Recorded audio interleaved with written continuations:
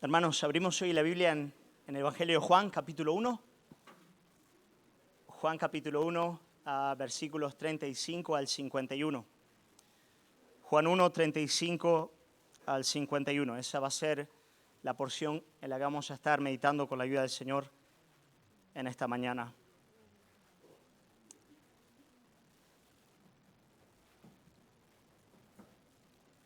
Juan 1, 35 al 51 dice así la palabra del Señor. Dice: el siguiente día vio otra vez estaba Juan y 2 de sus discípulos, y mirando a Jesús que andaba por allí, dijo: he aquí el Cordero de Dios. Le oyeron hablar los 2 discípulos y siguieron a Jesús. Y volviéndose Jesús y viendo que le seguían, les dijo: ¿qué buscáis? Ellos le dijeron: Rabí, que traducido es maestro, ¿dónde moras? Les dijo: venid y ved. Fueron y vieron dónde moraba y se quedaron con él aquel día, porque era como la hora 10:00. Andrés, hermano de Simón Pedro, era uno de los 2 que habían oído a Juan y habían seguido a Jesús. Este halló primero a su hermano Simón y le dijo: hemos hallado al Mesías, que traducido es el Cristo. Y le trajeron a Jesús. Y mirándole Jesús dijo: tú eres Simón, hijo de Jonás. Tú serás llamado Cefas, que quiere decir Pedro. El siguiente día quiso Jesús ir a Galilea y halló a Felipe y le dijo: sígueme. Y Felipe era de Betsaida, la ciudad de Andrés y Pedro. Felipe halló a Natanael y le dijo: hemos hallado a aquel de quien escribió Moisés en la ley, así como en los profetas, a Jesús, el hijo de José, de Nazaret. Natanael le dijo: ¿de Nazaret puede salir algo bueno? Le dijo Felipe: ven y ve. Cuando Jesús vio a Natanael que se acercaba, dijo de él: he aquí un verdadero israelita en quien no hay engaño. Le dijo Natanael: ¿de dónde me conoces? Respondió Jesús y le dijo: antes que Felipe te llamara, cuando estabas debajo de la higuera, te vi. Respondió Natanael y le dijo: Rabí, tú eres el Hijo de Dios, tú eres el Rey de Israel. Respondió Jesús y le dijo: porque te dije que te vi debajo de la higuera, ¿crees? Cosas mayores que estas verás. Y le dijo: de cierto, os digo, de aquí en adelante veréis el cielo abierto y a los ángeles de Dios que suben y descienden sobre el Hijo del Hombre. Hasta aquí la palabra del Señor. Oramos y meditamos en el texto bíblico. Padre, queremos alabarte y agradecerte por la porción de tu palabra que tú nos traes como familia tuya y como iglesia en esta mañana. Señor amado, nosotros no solamente necesitamos tu palabra, también necesitamos el don de la fe, que son las manos que pueden asirse de tu palabra para beneficio. Por eso quiero pedirte, Señor, que junto a tu palabra acontezca esa gracia de tu Espíritu de darnos fe. Por favor, danos fe para acercarnos a la palabra tuya, Jesús, sabiendo que es palabra de Dios, y que de ese modo podamos no solamente entenderla, pero abrazarla, creerla, confiar en ella y ser transformados por la vida que emana de tu palabra. Todo eso te lo pedimos en esta mañana en el nombre precioso de tu Hijo amado Jesús. Amén. Amén. Hermanos, me gustaría empezar el sermón de hoy con el versículo 43. Versículo 43 dice lo siguiente: el llamamiento de Jesús a Felipe dice: el siguiente día quiso Jesús ir a Galilea y halló a Felipe y le dijo: sígueme. Ahí lo tenéis. Primera palabra: sígueme. Sígueme. Bueno, primera tesis, la tesis principal de todo el sermón de hoy es la siguiente: ser un creyente es ser un discípulo de Jesús. Ser creyente es ser discípulo de Jesús. No existe tal cosa como un cristiano que no sea un discípulo. Y creo que es importante destacar este principio porque creo que algunos piensan que los hay que pueden ser creyentes, pero, ¿sabes, no? Creyentes de a pie, creyentes que, no sé, confiesan la fe, van a la iglesia, han sido bautizados en las aguas, pero por lo demás, en el día a día tú ves sus vidas y dices, bueno, no hay gran cambio. Quiero decir, más o menos parecen a sus vecinos y inclusive puede que el vecino, si es simpático, sea casi mejor que el creyente, ¿no? Y luego están los discípulos, ¿no? El discípulo es el creyente consagrado, es aquel que se toma las cosas de en serio, ¿no? El creyente de verdad, no. Yo quiero decirte, bueno, el creyente de verdad es el discípulo. Solamente hay una categoría de creyente y es la segunda, porque todo verdadero creyente es un discípulo de Jesucristo. Y quiero empezar por ahí. Ahora, ¿qué es ser un discípulo de Jesús? ¿Cuál es el fundamento del discipulado? ¿En qué consiste ser un discípulo de Jesús? Bueno, a partir del versículo 43, lo tenéis ahí, vamos a ver que la vida discipular se define a partir de este imperativo de Jesucristo a Felipe cuando le dice, sígueme, ¿ok? Ser un discípulo de Jesús es responder a este llamamiento de Jesucristo cuando Él se acerca a nosotros y nos dice, sígueme. Hermanos, así comienza la vida cristiana. Me encantan las palabras. Dice, el siguiente día quiso Jesús ir a Galilea y halló a Felipe, lo encontró. Él fue a su encuentro. Él lo encontró, no fue Felipe el que encontró a Jesús, fue Jesús el que encontró a Felipe y le dijo, sígueme. Así empieza la vida cristiana, siempre empieza de ese modo. El Señor viene a nuestro encuentro y este llamamiento de Jesús, sígueme, va a ser no solamente el que nos ingresa a la vida cristiana, pero el que define todo el peregrinar de la fe. Si tú me preguntas, ¿en qué consiste la vida de fe? La vida de fe consiste en un continuo seguir a Jesús. El que quiera ser mi discípulo, ¿qué tiene que hacer? Niéguese a sí mismo, tome su cruz a cada día y sea a cada día. Por lo tanto, el mismo sígueme que nos introduce a la fe, porque es un llamado poderoso que engendra fe y nos llama a Cristo, ese mismo llamado es el que nos lleva de la vida cristiana hasta el final. Por lo tanto, hermano, lo más importante para el creyente es esta idea, sígueme, ¿ok? Pero bueno, sabes, para los discípulos de aquel tiempo, ese sígueme era bastante intuitivo, era sencillo de entender. Tenías a Jesús físicamente delante de ti, Él te decía, sígueme, ¿qué tenías que hacer? Pues nada, soltar las redes y seguir a Jesús, ¿no? Como un maestro sigue a un rabí. Pero claro, hoy en día es un poco más complicado. Quiero decir, ¿qué significa seguir hoy en día a Jesús? ¿En qué consiste ese seguimiento de Jesucristo? Y aquí, hermanos, hay todo tipo de confusión en la iglesia cristiana, especialmente en medio a la iglesia evangélica, ¿no? Hay un montón de gente que considera que seguir a Jesús es algo así como escuchar un tipo de voz mística que te habla por las mañanas y dirige cada uno de tus pasos. Me acuerdo al pastor Martin Lloyd-Jones contando una experiencia de una hermana que se le acerca y le dice, pastor, yo sigo a Jesús a tal grado que cuando me levanto por las mañanas le digo, Señor, ¿el calcetín azul o el amarillo? ¿No? Y él dice, hermana, claro, esto parece extremo, pero hay algunos que piensan que seguir a Jesús es andar en un tipo de misticismo cósmico en el cual el Señor, no sé, te va guiando de esa manera. Ahora, yo quiero decirte algo. Yo creo categóricamente en la obra subjetiva del Espíritu Santo guiando al creyente. ¿Ok? Creo que el Espíritu Santo está continuamente guiando nuestras vidas, pero yo quiero decirte el modo en el cual el creyente sigue a Jesús. El modo en el cual Jesús pastorea la vida de los que son suyos. Te lo voy a decir ahora y estoy absolutamente seguro de lo que te estoy diciendo, porque no lo digo yo, lo dice la palabra del Señor.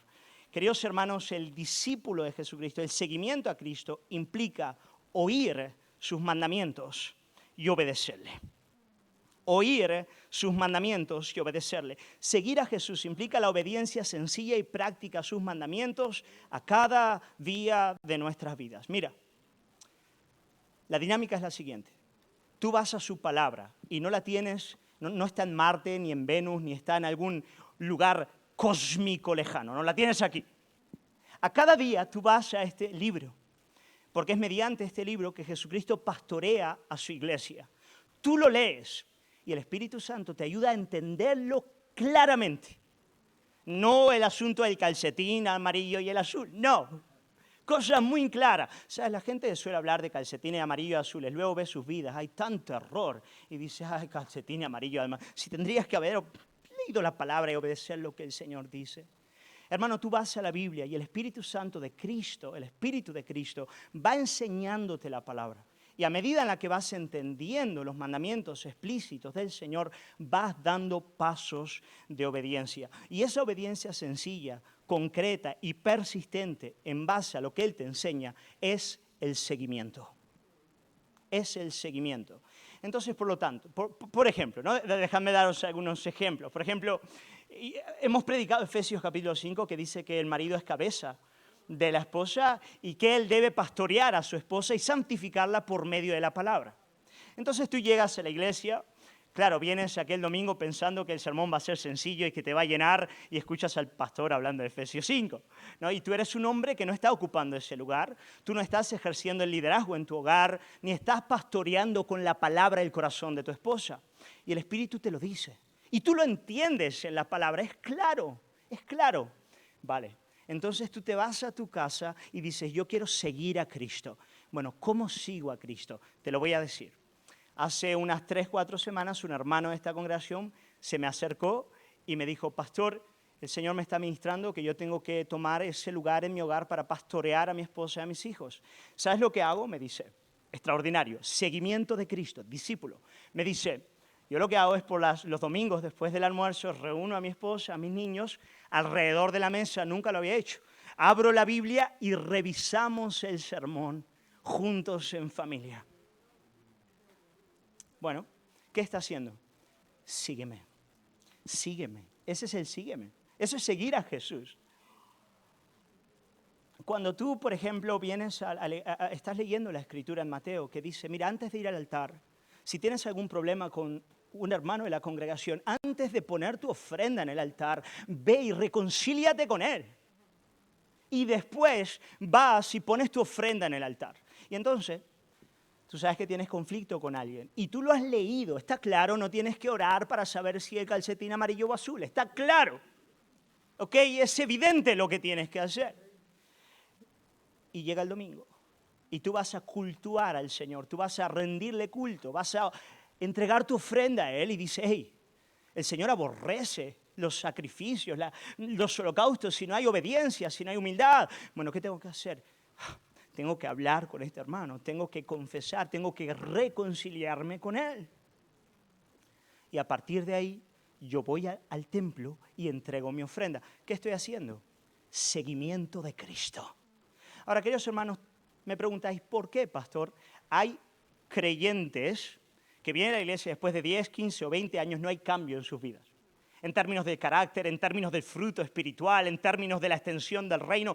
¿Por qué están estancados si sus corazones no avanzan? Te lo voy a decir, porque no están siguiendo a Jesús. Hace tiempo que las demandas explícitas de su palabra referente al matrimonio, a los hijos, a la iglesia, a la familia, a sus propios corazones, a lidiar, a mortificar el pecado del alma, no está siendo practicado y por lo tanto, aunque haya un tipo de religión, ya sea mística o intelectual, no está habiendo el seguimiento. El seguimiento es lo que encarna la fe y transforma la vida de una persona de verdad.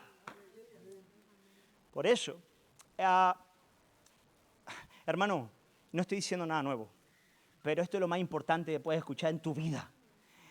El creyente es alguien que va a la Biblia, ve lo que Jesús demanda de él y da pasos de obediencia. Y te quiero decir algo, no espera, el creyente no espera, el creyente da pasos rápidos. Por lo tanto, la primera pregunta que quiero hacerte en esta mañana es la siguiente. Hey, ¿estás siguiendo a Jesús?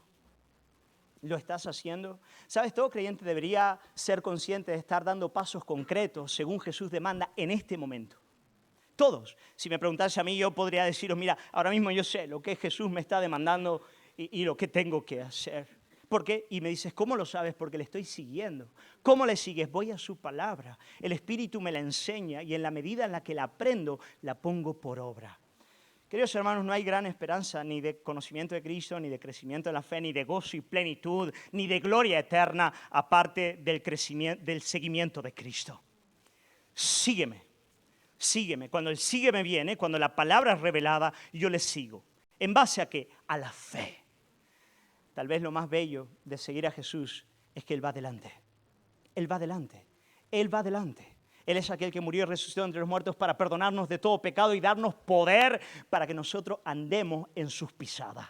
nosotros no abrimos nuevos campos. Nosotros no vamos a practicar una obediencia que no es nuestra, ni que no podemos alcanzar. Nosotros seguimos a aquel que murió y resucitó de entre los muertos para darnos poder para hacer aquello que Él demanda, para el seguimiento. Por lo tanto, hermano, en fe yo oigo su palabra y obedezco. ¿Por qué? Porque puedo hacerlo. ¿Cómo puedo? Por Cristo. Por Cristo. Él nos demanda, nos da poder y nosotros sencillamente obedecemos. Amén. Gloria al Señor por eso. Bueno, esta era solo la introducción, así que nada, tenemos mucho por delante. El texto es largo, voy a ver hasta cuánto logramos alcanzar, pero el tema es el discipulado.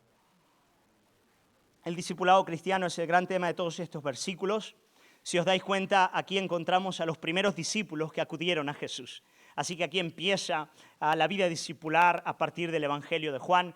¿Y qué vamos a hacer con el texto? Lo vamos a separar en diferentes escenas, ¿vale? Vamos a ir parte a parte y vamos a ir meditando en cada una de ellas y extrayendo principios importantes. Primera escena, versículos 35 al 37, Juan el Bautista y los dos primeros discípulos de Jesús. Versículos 35 al 37. Dice lo siguiente, repito la lectura.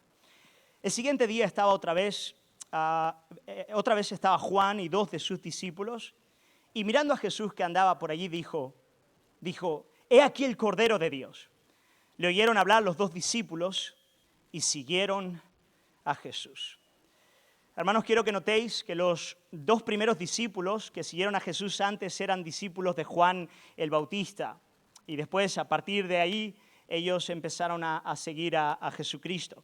Los dos discípulos eran el primero de ellos Andrés, hermano de Simón Pedro, y el segundo muy probablemente era Juan, el que llegó a ser apóstol, el que escribió este evangelio. Así que los dos primeros discípulos que tuvo Jesús eran antes discípulos de Juan el Bautista y siguieron a Jesús en base al testimonio que dio Juan.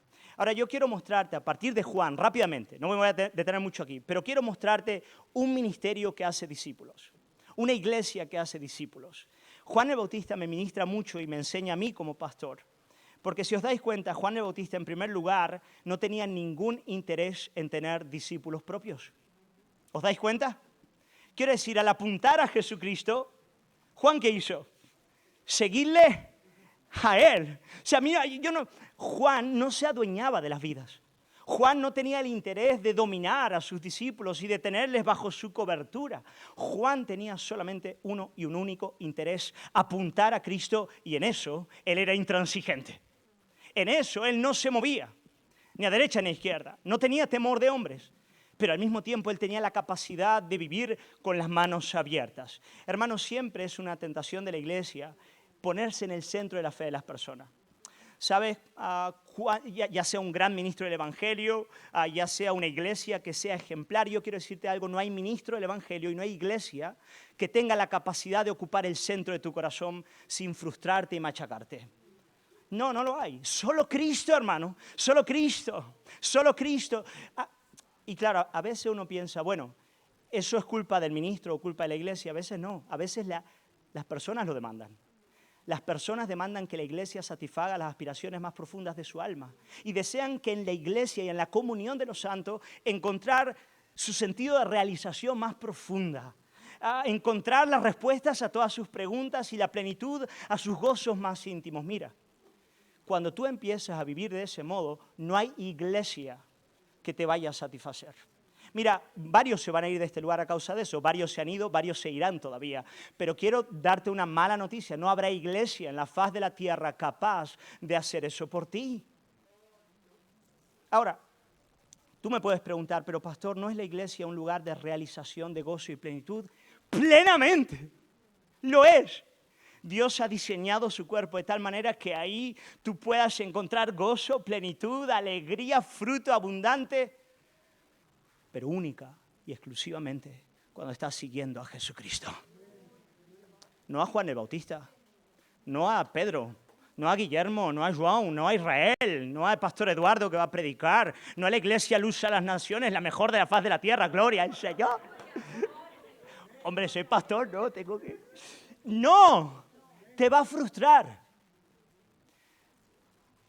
Pero quiero decirte algo, si tú sigues a Jesús tendrás la capacidad de encontrar en esta iglesia, en cualquier otra iglesia saludable en la faz de la tierra, no perfecta, saludable, encontrarás un gozo profundo. Y no solo eso, tendrás la capacidad de ocupar el último lugar y de cargar con el pecado tuyo y de todos los que te rodean. Entre otras cosas porque verás que tu pecado es infinitamente peor que el de todos los que te rodean. El seguimiento de Cristo te capacitará a no entender eso intelectualmente, sino a vivirlo afectivamente, saberlo, sentirlo, beberlo de tal manera que cuando veas a tu prójimo no tendrás otra opción que verle como alguien superior a ti mismo. Estará usted hablando del pastor, ¿no? Cuando vea al pastor, no. Al que tienes al lado ahora. Porque eso es el Señor te hace ver eso, ver así al borracho en la esquina. Mira, Juan decía, Cristo, no yo. Y os digo lo mismo. Mira, voy a apuntar a Cristo el tiempo entero y en eso voy a ser intransigente. Pero las puertas de esta iglesia estarán abiertas para el que quiera seguir a Cristo y estarán abiertas para el que quiera dejar a Cristo. No hay problema. Pero Cristo será el centro de todas las cosas. Por su gracia y poder, Él estará en el centro de todas las cosas. Me bendice Juan, hermanos, me bendice. ¿Por qué? Porque Él dice, he aquí el Cordero de Dios que quita el pecado del mundo. No dice, he aquí luz a las naciones, iglesia extraordinaria. No dice, he aquí el pastor Guillermo, qué pedazo de pastor. No, porque ni el pastor Guillermo, ni el pastor Pedro, ni el pastor John, ni iglesia luz a las naciones quita el pecado del mundo. Hay solamente un Cordero de Dios que quita el pecado del mundo, se llama nuestro Señor y Salvador Jesucristo. Es el único. Es el único. Por lo tanto, ven a este lugar con tus ojos puestos en Cristo. Si no quieres hacerte daño a ti y a los que tienes a tu alrededor, por favor. Y si no, adelante. Hermano, esto es serio, porque causa mucho daño a la congregación. Segunda de Corintios 1:24, dice el apóstol Pablo hablando de su propio ministerio, dice, no que nos enseñoremos de vuestra fe, dice Pablo, yo no quiero enseñorearme la fe de nadie. Al principio de mi ministerio lo hacía mucho, ahora cada vez menos. La tentación es constante. A veces me hacen preguntas, quieren que yo les dé respuesta referente al calcetín, hermano. ¿El calcetín rojo o el amarillo? Dijo, hermano, ora, el que quiera. Si uno de los dos no tiene huecos, ese.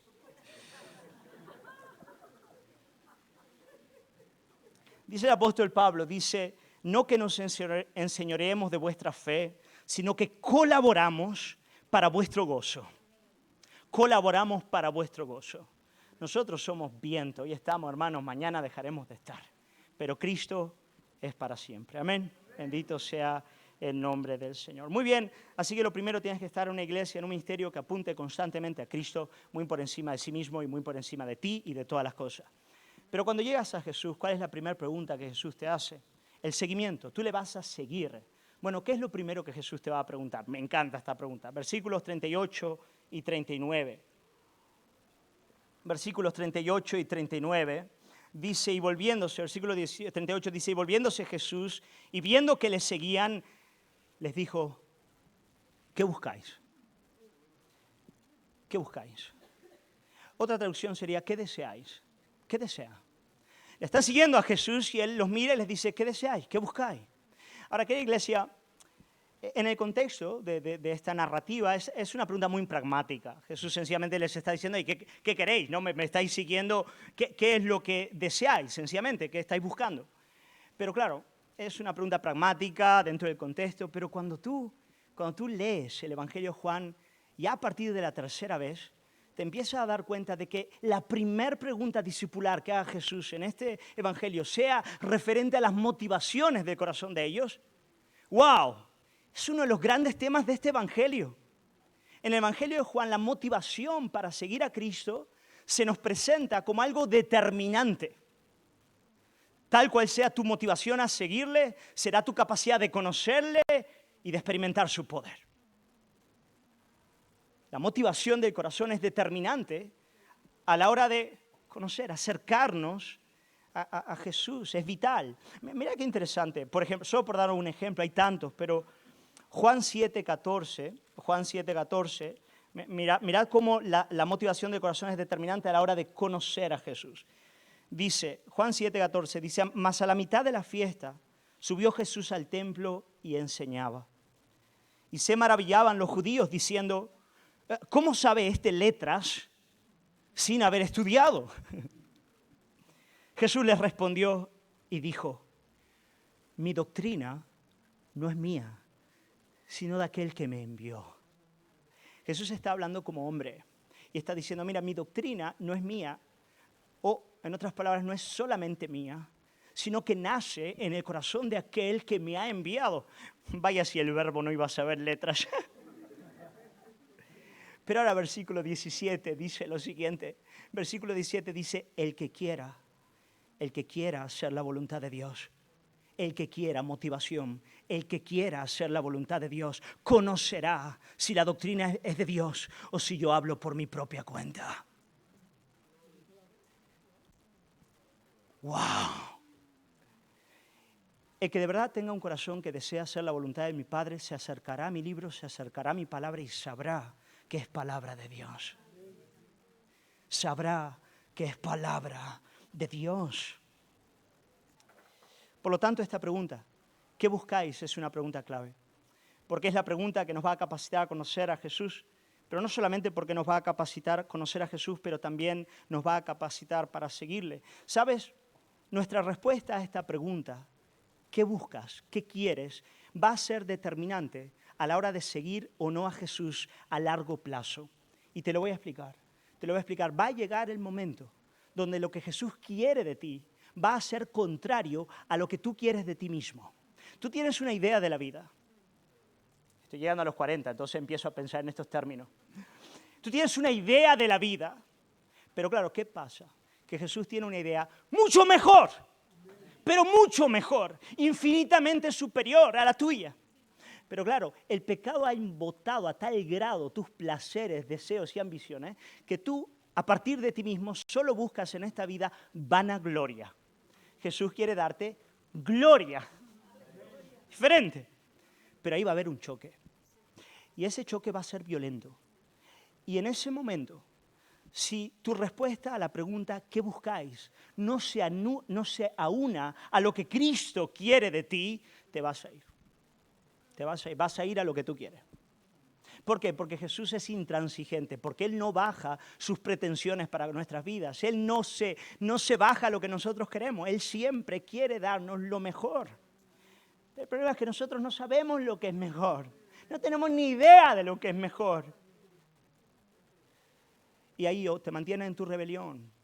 Puedes inclusive mantener un tipo de religiosidad mística, espiritualoide, intelectual, lo que quieras, pero el seguimiento solo ocurrirá cuando tú le obedeces, no solo en la práctica, pero en tu corazón. Cuando tu corazón se humilla bajo los propósitos divinos y le dices, Jesús, lo que tú quieres, Señor, y no lo que yo. Por eso, te pregunto, ¿qué buscas? ¿Qué buscas? Tú vienes a esta iglesia, yo te apunto a Jesús constantemente. Pero con algunos me frustro, porque estáis trabados, hermano. ¿Qué buscas? Tal vez es ahí donde tienes que pensar y decirme, tengo que arrepentir, tengo que aunar mis propósitos al Señor. Tengo que soltar esos sueños de vanagloria y decirle, Jesús, lo que tú, Señor, lo que tú, Señor. Y es en ese sentido, hermano, en ese sentido donde me encanta la respuesta de Andrés y Juan Apóstol. Me encanta la respuesta que ellos dan a esta pregunta de Jesús, ¿qué deseas, qué buscas? Ellos le responden así, de manera muy sencilla, ¿dónde moras? ¿Dónde moras? ¿Dónde vives, Señor? ¿Dónde está tu casa? Ahora, de nuevo, sí, sé que corro el riesgo de espiritualizar aquí todas las cosas. Le preguntan dónde está su casa porque quieren pasar un tiempo con Él, ¿ok? Eso es lo que pasa. ¿Dónde moras? Y Jesús les va a mostrar dónde Él vivía. Llegan a su casa a las 4 de la tarde y claro, en aquel tiempo ya era una hora bastante tardía, en breve ya iba a anochecer y por lo tanto ellos pasan el restante de aquella tarde-noche con Jesús en su casa. Por lo tanto, ¿dónde moras? Es una pregunta natural en ese contexto. Pero de nuevo, hermanos, de nuevo. cuando lees una y otra vez el Evangelio de Juan y sabes que él siempre trabaja varias profundidades, dices, este asunto de habitar, este asunto de morar, este asunto de permanecer, este asunto de estar donde Cristo está, es tan dramático en todo el Evangelio que de nuevo es muy difícil no acercarse aquí y decir, hey, me parece que Juan tiene algo que ver con esto. Quiere hablarnos de morar, de estar donde el Señor está. Solo por daros algunos versículos. Juan 14, 23. Juan 14, 23 dice lo siguiente, dice, respondió Jesús y les dijo, el que me ama mi palabra guardará, y mi Padre le amará, y vendremos a él, y haremos morada con él. Morada, vamos a habitar con él. Por el Espíritu, el Padre y el Hijo hacen su habitáculo en el creyente. ¡Wow! ¡Increíble! De verdad. Juan 17, 24, la oración sacerdotal. Mira las palabras del Señor aquí, orando por nosotros. Juan 17, 24 dice, Padre, aquellos que me has dado, quiero que donde yo estoy, también ellos estén conmigo, para que vean mi gloria que me has dado, porque me has amado desde antes de la fundación del mundo. Señor, yo quiero que ellos estén donde yo estoy, no solo por toda la eternidad, pero a cada día de su vida. En la casa de mi Padre hay muchas moradas. Yo voy a prepararos una. Si no fuera así, yo no lo hubiese dicho. Pero yo voy a prepararos una. Y si voy a prepararos una es porque voy a volver y os voy a llevar allí donde yo estoy. El asunto de morar, de estar donde el Señor está, debe ser el mayor de los deseos del creyente. Y hermano, cuando Jesús nos hace determinadas demandas que son extraordinariamente difíciles, implican una mortificación de la carne a grado casi insoportable, lo que te va a consolar es saber que en ese lugar Cristo va a estar presente. He estado caminando con algunos matrimonios muy rotos, con hombres que han llorado a prantos diciéndome, no aguanto más. Y yo les digo, no, sí aguanta, hermano, aguanta, claro que sí. Ahí el Señor estará contigo, ahí su poder te sostendrá. ¿Es fácil seguir a Jesús? No. Habrá sacrificios enormes, hermano, enormes. Pero ese es el único lugar en el cual hay carácter transformado, en el cual hay fruto espiritual, en el cual hay plenitud de gozo y alegría en esta tierra y por toda la eternidad. Por lo tanto, hermano, ¿qué buscas? Respóndele al Señor, ¿dónde mora el Señor? Yo quiero estar ahí, bajo tu yugo, en tus tratos, ahí donde tú estás. Amén. Gloria al Señor. Bueno, esa ha sido la primera escena solamente, así que vamos a la segunda. Seguimos un poco. Versículos 40 y 42. 40 y 42. Ahora, fascinante va a ser cuando Andrés llama a Pedro y Pedro entonces tiene ese primer encuentro con Jesús. Versículo 40 dice, Andrés, hermano de Simón Pedro, era uno de los dos que habían oído a Juan y habían seguido a Jesús. Este halló primero a su hermano Simón y le dijo, hemos hallado al Mesías, que traducido es el Cristo. Y le trajo a Jesús. Y mirándole Jesús dijo, tú eres Simón, hijo de Jonás. Tú serás llamado Cefas, que quiere decir Pedro. Muy bien, seguimos a Jesús. Es verdad, este asunto del testimonio es bien importante en todos estos versículos. No es verdad, la mayoría que siguen a Jesús lo hacen a partir de testimonios de personas que tienen cerca. Sigue siendo así hasta el día de hoy. Y ahora Andrés va, llama a Pedro y le dice, Pedro, hemos encontrado al Mesías. Y Pedro va corriendo a encontrarse con Jesús. Y lo primero que Jesús hace al ver a Pedro es en primer lugar llamarle por su nombre. Le dice, tú eres Simón, el hijo de Jonás. Le llaman por su nombre. Jesús le conocía, eso está claro. Lo vamos a ver aún de manera más profunda en Natanael. Él le llama por su nombre, pero en segundo lugar le añade un nombre nuevo. Ojo, no le quita el anterior. A partir de este momento, vamos a conocerle como Simón Pedro. En varios lugares en los evangelios, Simón Pedro. Mateo 16:16 habla de Simón Pedro. Pero fíjate, primero le llama por su nombre. y luego le añade un nombre nuevo. Ahora, querida iglesia, ¿qué está pasando aquí? ¿Por qué Jesús actúa de este modo? Sabes, el asunto del nombre en la Biblia es muy importante. Cuando en la Biblia vemos nombres, los nombres ellos implican identidad, implican la naturaleza y carácter de aquel a quien estamos llamando. Un nombre no es un carácter, no es un número, no es una señal, una marca. Un nombre es algo muy personal. Es tan personal que aún en la sociedad secular en la que nosotros nos vivimos, equivocarte en el nombre de alguien da vergüenza, ¿sí o no?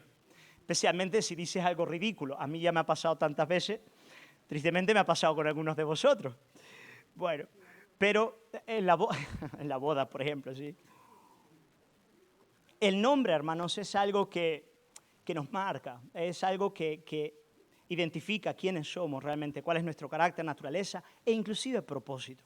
De modo que cuando Jesús mira a Simón y en primer lugar le llama por su nombre y luego le añade otro nombre, lo que Jesús está haciendo es restaurar su identidad. Él está restaurando quién es Él. Mira, no le cambia el nombre, Él restaura quién es Él y le añade algo más.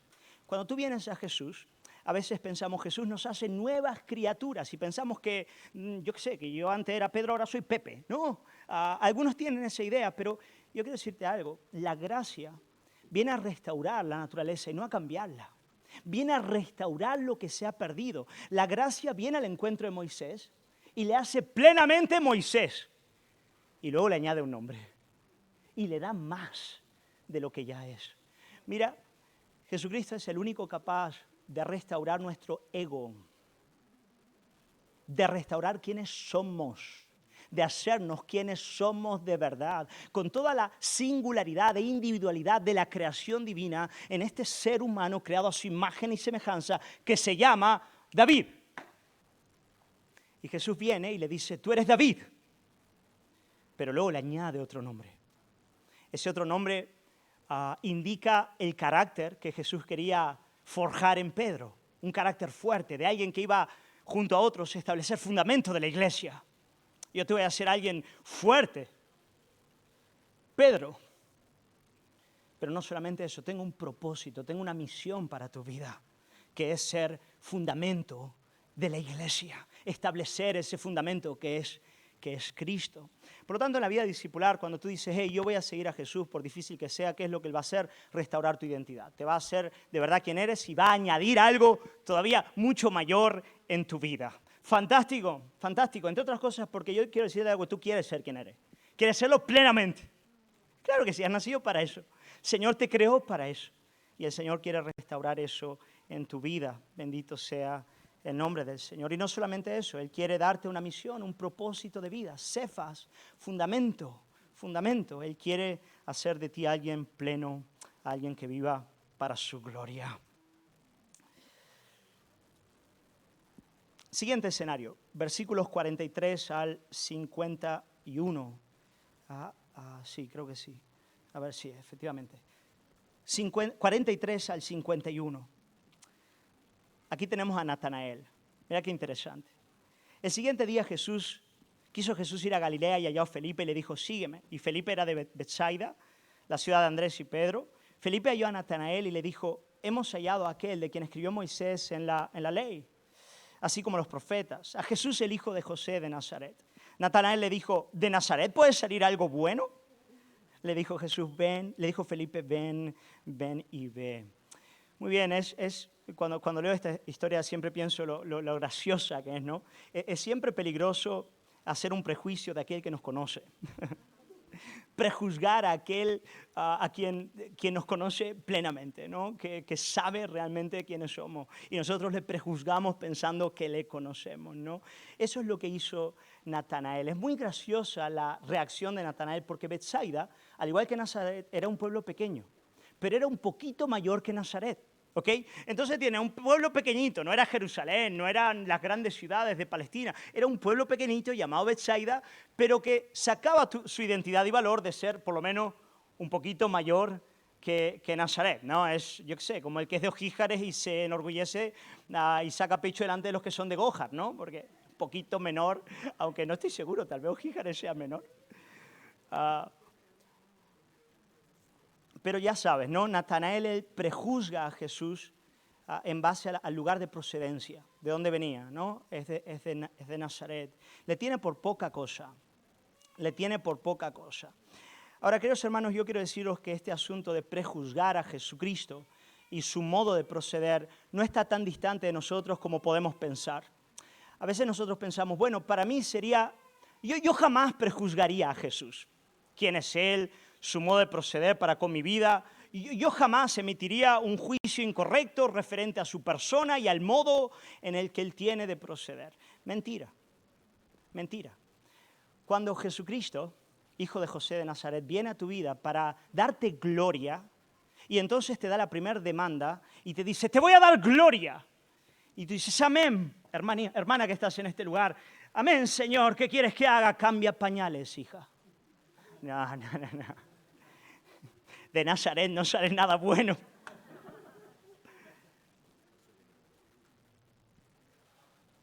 ¿Cómo puede de Nazaret salir algo bueno? ¿Ese es el camino de la gloria? ¿Así se llega, Señor? Sí, hija, sí. Ocúpate de tu hijo. Cuanto 24/7. Hazlo un discípulo mío. Trabaja con él.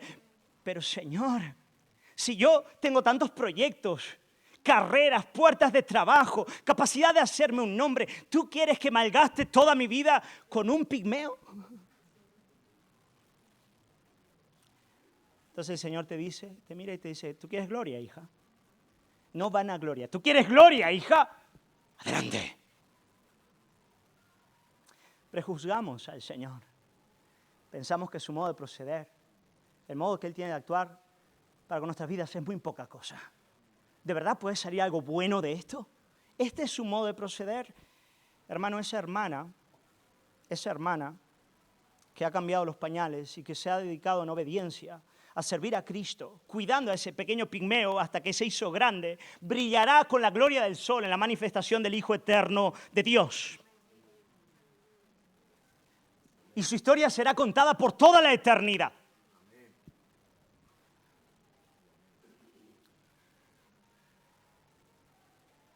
Cuando la historia de otras que han llegado a lo más alto se perderá en el polvo del tiempo y nadie se acordará de ellas.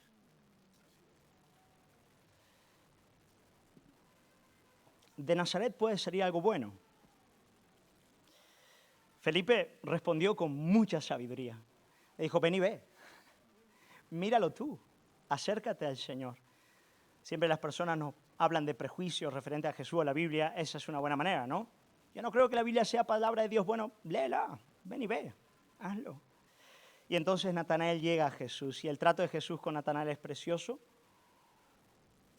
Lo primero que Jesús hace es hablar bien de Natanael. Le dice, mira, aquí hay un hombre sincero, un verdadero israelita, alguien en quien no hay doblez de corazón, alguien a cuyo corazón es honesto.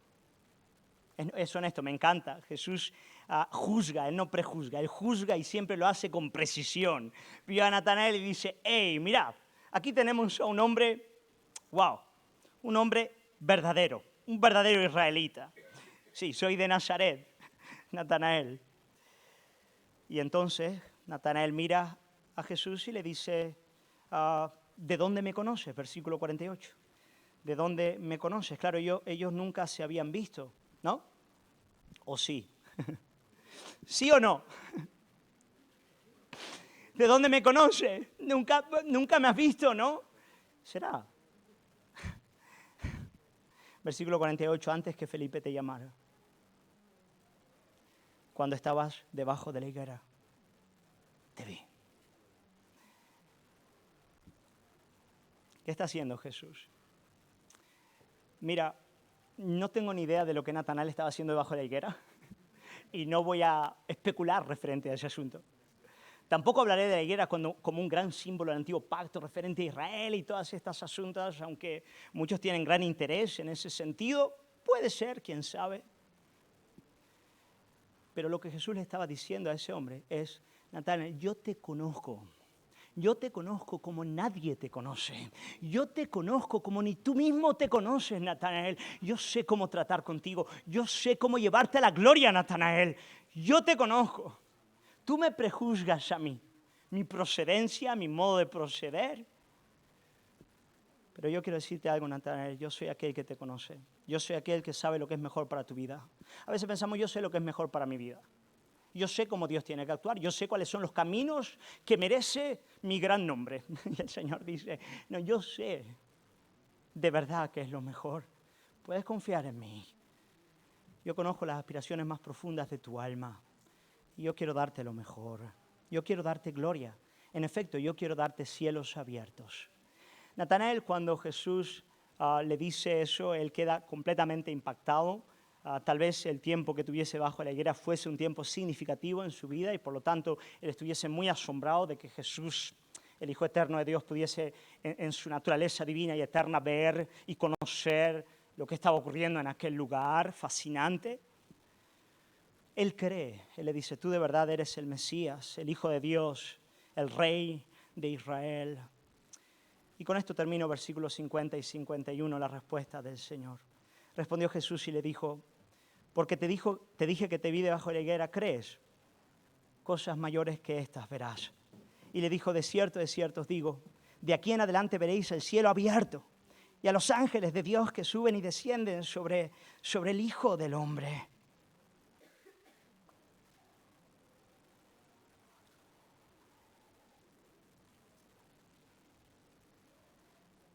En cierta ocasión, a Jacob, después de haber hecho un montón de cosas malas en su vida, engañado a su padre, usurpado a su hermano, él huye de la casa de sus padres por recomendación de su mamá Rebeca y está completamente perdido, posiblemente sin esperanza alguna en su vida, diciendo ¿qué es lo que está pasando?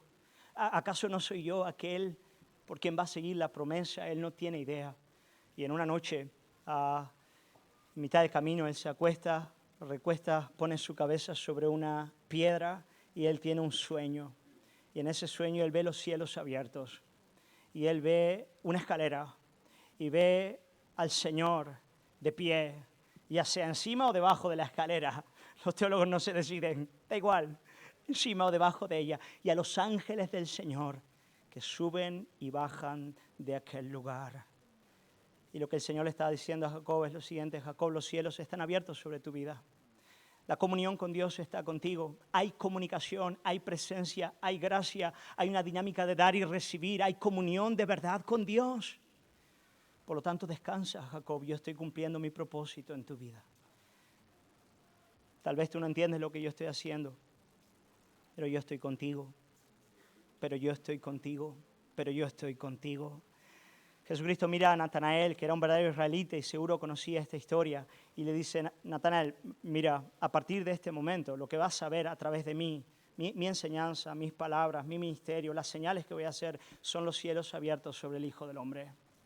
Y vas a ver una escalera, una comunión, una comunicación, ángeles que suben y bajan, el cielo que besa la tierra que besa el cielo, la gracia de Dios sobre tu vida. Sabes, cuando tú caminas con Jesús, es el camino más difícil en la faz de la tierra. Pero es el único lugar donde hay cielos abiertos, donde hay comunión con Dios, donde los ángeles suben y descienden, donde tú puedes hablar con Dios y oír su voz, darle y recibir, caminar con Él, ver sus milagros, ver su poder. Y esa ha sido la experiencia constante de tantos hermanos y hermanas en esta iglesia. Cuando han venido llorando y me han dicho, lo quiero dejar, no aguanto. Yo le digo, aguanta, hermano, el Señor te llama, sigue ahí. Y pasa el tiempo y hace poco un hermano al que el Señor está restaurando en este lugar viene y me dice, pastor, estoy impresionado de lo que Dios está haciendo en mí. He permanecido donde el Señor quería que esté. Y sabes, estoy volviendo a experimentar un primer amor en mi corazón. Cielos abiertos sobre Él. Cuando caminamos con Jesús, también nosotros en el día de hoy experimentamos la gracia de tener cielos abiertos, el Espíritu Santo en nuestros corazones, su presencia con nosotros, sus tratos reales en nuestras vidas, siempre y cuando estemos respondiendo con obediencia a la palabra del Señor, cuando Él nos dice, sígueme, sígueme. Tal vez hay algunas personas en este lugar que tienen que responder a esa palabra en esta mañana. tienen que seguir a Jesús. Seguir. Hay cosas que el Señor está demandando. Tal vez tú tienes que decir, hey, yo tengo que ir ahí. Yo tengo que ir ahí. Yo tengo que obedecer al Señor. Quiero animarte a hacerlo, hermano, en el poder del Señor y su gracia.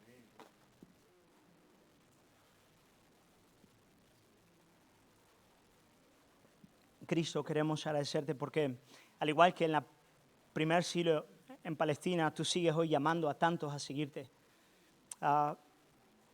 Y no solamente tú llamas, pero como oré al principio delante de tu santa presencia y tú me has oído, junto al llamamiento tú engendras fe.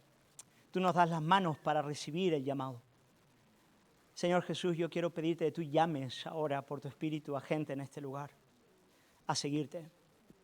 Cristo, yo quiero pedirte, tal vez a algunos que se han estancado en el camino, tal vez a algunos que están desobedeciendo, Señor, desobedeciendo tu seguimiento, tal vez justificando de muchas maneras lo que no tiene justificativa, porque tú vas delante con tu perdón y con tu poder. Que tú ahora les llames una vez más a seguirte, a obedecer tu palabra. Señor amado, yo quiero rogarte que esta sea una iglesia de discípulos de Jesucristo. Señor amado, eso es lo que deseamos. No queremos un montón de gente en este lugar. No tenemos ningún interés, Señor, en llenar esta iglesia por llenarla. Queremos ver cómo tú llenas los cielos en esta iglesia, cómo el reino se extiende en este lugar, cómo hay gente que nace de lo alto y te sigue en obediencia, en humildad de corazón, en quebranto, en poder, en vida, en gloria, para que cuando estemos ya en tu presencia, y ya falta tan poco para eso, podamos abrazarnos, gozarnos, reír y cantar y llorar y recordar tus grandes obras en esta vida. Señor, yo quiero pedirte, Señor, que tú liberes del lazo del diablo a aquellos que estén allí. Señor, y que tú levantes a tu iglesia con ánimo pronto para servirte a ti y para seguirte. Señor, de manera muy, muy especial, quiero orar por los hombres de esta iglesia. Quiero orar por los hombres de esta iglesia para que te sigan, Señor, para que sean pastores en sus hogares, para que sean, Señor, aquellos que tomen la palabra y ministren y dirijan, Señor, aquella pequeña congregación en la que tú les has puesto en fe y en poder, muy independientes, Señor, de todas las cosas, creyéndote a ti, obedeciéndote a ti. Quiero rogarte que lo hagas, Señor, para que en esta iglesia veamos al diablo siendo avergonzado, el pecado siendo mortificado, el gozo, Señor, levantándose en nuestros corazones y tu gloria y tu poder, Señor, siendo vista en Granada y alrededor de la tierra. Gracias por tu palabra, Señor. Te alabamos y te agradecemos. Oramos en el nombre de Jesús.